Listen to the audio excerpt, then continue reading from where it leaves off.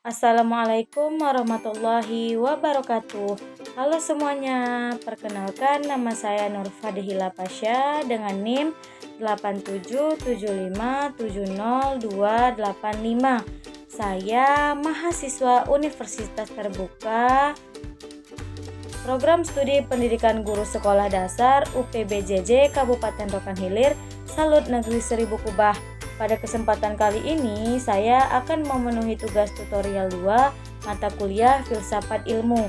Selamat menonton. Bagaimana filsafat ilmu mengawasi dan memperkuat eksistensi keilmiahan serta nilai-nilai dalam ilmu pendidikan. Filsafat ilmu mengawasi dan memperkuat ilmu pendidikan dengan cara mengkritisi dasar metode kebenaran serta nilai-nilai yang melandasinya, sehingga ilmu pendidikan tidak hanya eksis sebagai praktik saja, tetapi juga kokoh sebagai ilmu yang rasional dan bernilai normatif. Pertama, filsafat ilmu mengawasi eksistensi ilmu pendidikan dengan menelaah dasar-dasar ontologis dan epistemologisnya. Filsafat ilmu selalu bertanya, apa itu pendidikan yang sebenarnya? Manusia seperti apa yang hendak dibentuk? Dan apakah pendidikan layak disebut disiplin ilmu? Dengan mengkaji pertanyaan-pertanyaan ini, ia menegaskan bahwa ilmu pendidikan bukan sekedar kumpulan metode, tetapi bidang yang menjadi objek, asumsi, agenda pengetahuan sendiri, sehingga keberadaannya menjadi lebih luas dan lebih bermakna. Kedua, filsafat ilmu memperkuat keilmiahan ilmu pendidikan melalui kritik terhadap metode dan asumsi yang digunakan dalam penelitian dan praktik pendidikan. Ia menilai apakah metode yang digunakan dan diterapkan kuantitatif, kualitatif, atau campuran untuk memenuhi kriteria ilmiah tersebut, seperti sistematika, transparansi, dan kemampuan yang diuji ulang. Selain itu, filsafat ilmu juga menggali asumsi-asumsi tersembunyi tentang manusia belajar kemajuan sehingga ilmu pendidikan terhindar dari dogmatisme. Untuk memenuhi kriteria ilmiah tersebut, seperti sistematika, transparansi, dan kemampuan yang diuji ulang. Ketiga, filsafat ilmu memperkuat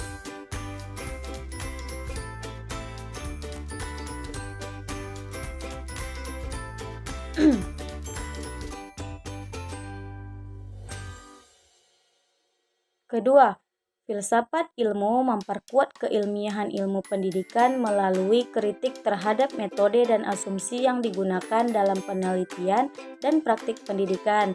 Ia menilai apakah metode yang digunakan dan diterapkan kuantitatif, kualitatif, atau campuran untuk memenuhi kriteria ilmiah tersebut, seperti sistematika, transparansi, dan kemampuan yang diuji ulang.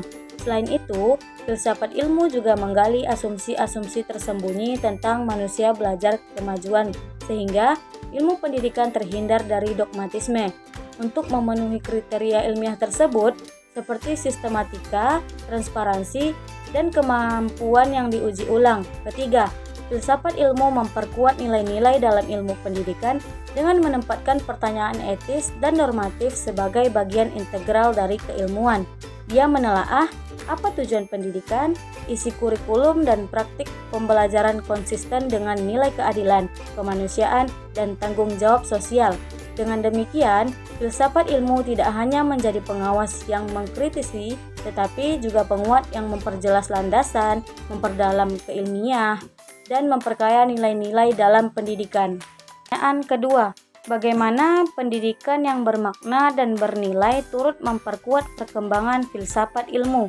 Pendidikan yang bermakna dan bernilai turut memperkuat perkembangan filsafat ilmu karena praktik-praktik pendidikan yang mendalam dan bernuansa nilai yang menjadi sumber masalah, refleksi, dan bahan kritik filosofis yang kemudian mendorong penyempurnaan konsep dasar ilmu itu sendiri.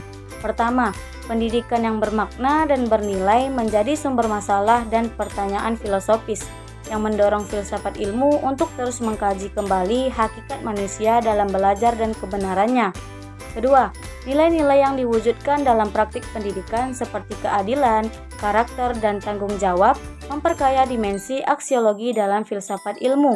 Dengan demikian, filsafat ilmu tidak mengganti pada pertanyaan bagaimana ilmu diperoleh, tetapi juga ilmu itu digunakan untuk apa. Ketiga, hubungan timbal balik antara praktik pendidikan dan refleksi filosofis membuat filsafat ilmu terus berkembang. Setiap perkembangan, perubahan kontak sosial, teknologi, dan budaya, pendidikan menghasilkan persoalan baru yang memaksa filsafat ilmu untuk merekonstruksi konsep, ilmu, paradigma, dan dasar keilmuan. Pertanyaan ketiga, mengapa filsafat ilmu dapat disebut sebagai pisau analisis, ontologi, epistemologi, dan aksiologi dalam membedah persoalan-persoalan pendidikan?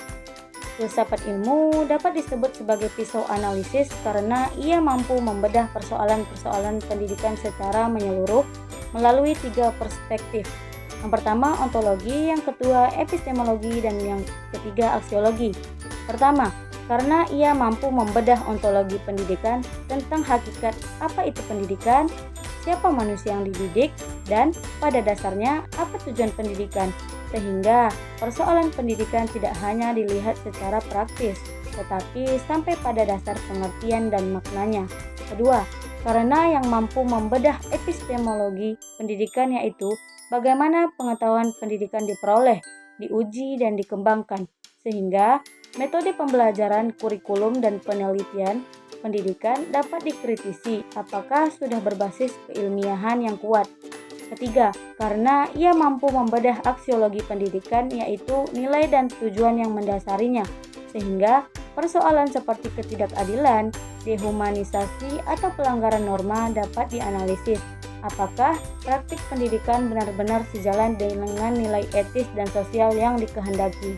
Pertanyaan keempat, contoh konkret penerapan filsafat ilmu dalam praktik pendidikan, misalnya dalam kebijakan, kurikulum, atau proses pembelajaran.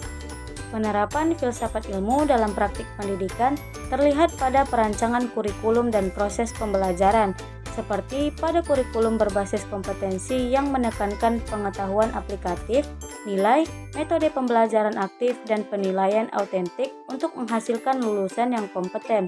Pertama, memahami penerapan filsafat ilmu dalam kurikulum. Filsafat ilmu sebagai studi kritis tentang dasar-dasar metode dan implikasi. Ilmu pengetahuan memiliki penerapan konkret dalam praktik pendidikan, terutama dalam perancangan kurikulum dan proses pendidikan. Dalam konteks kurikulum, filsafat ilmu membantu menentukan apa yang dianggap sebagai pengetahuan yang sah, bagaimana pengetahuan itu disusun, dan tujuan pendidikan itu sendiri.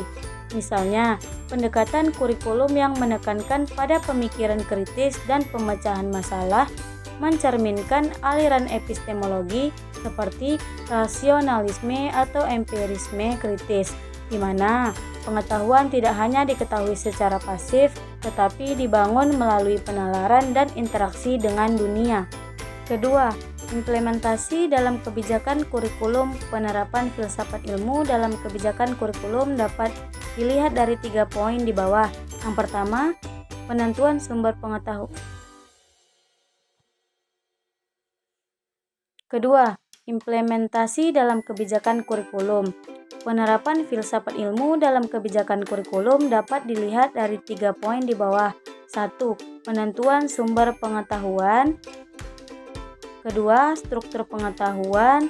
Dan yang ketiga, tujuan pendidikan. Ketiga, yakni implementasi dalam proses pembelajaran. Dalam proses pembelajaran, filsafat ilmu mempengaruhi proses. Ketiga, yakni implementasi dalam proses pembelajaran. Dalam proses pembelajaran, filsafat ilmu mempengaruhi proses pembelajaran, cara guru mengajar, dan siswa belajar. Ada 3 poin juga yang mendasarinya. Yang pertama, metode pengajaran. Yang kedua, peran guru dan siswa. Dan yang ketiga, penilaian. Keempat, dengan memberikan contoh konkret kurikulum berbasis kompetensi. Salah satu contoh konkretnya adalah penerapan kurikulum berbasis kompetensi atau KBK. Di Indonesia, KBK dirancang untuk menghasilkan lulusan yang memiliki seperangkat pengetahuan, keterampilan, dan nilai yang dapat diterapkan dalam kehidupan. Dari perspektif ilmu, epistemologi, aksiologi, proses pembelajaran, dan penilaian.